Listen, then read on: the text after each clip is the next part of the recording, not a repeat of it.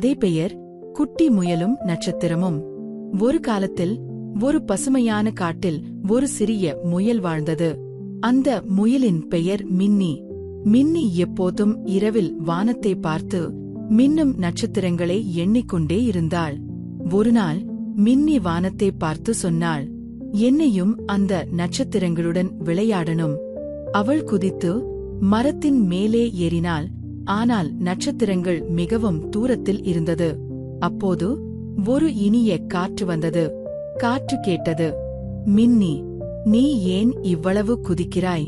மின்னி சிரித்து சொன்னாள், நட்சத்திரங்களுடன் விளையாடணும்.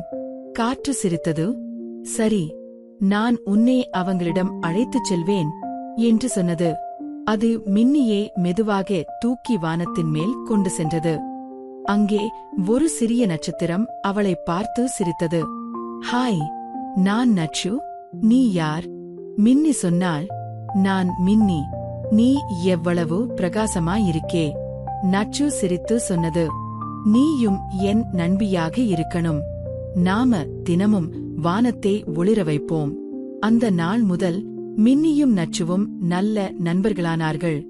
ஒவ்வொரு இரவிலும் மின்னி வானத்தில் மின்னும் நட்சத்திரமாக ஒளிர்ந்தாள். பாடம்: நம்ம கனவுகள் எவ்வளவோ தூரமாக இருந்தாலும் நம்பிக்கையோடு முயற்சி செய்தால் அது நிச்சயம்